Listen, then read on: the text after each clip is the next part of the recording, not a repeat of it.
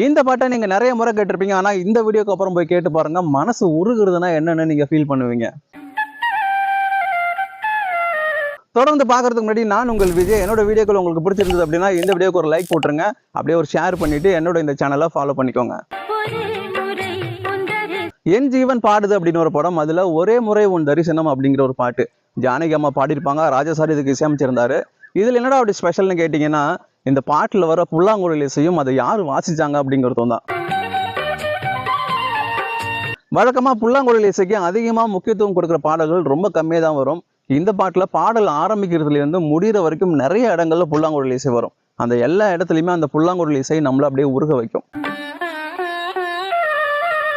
முக்கியமா இந்த பாடலுக்கு புல்லாங்குழல் இசை வாச்சரை பத்தி சொல்லி ஆகணும். அவருடைய புல்லாங்குழல் இசை மட்டுமல்ல, அவர் பாடின பாடல்கள் கூட அதி அற்புதமா இருக்கும்.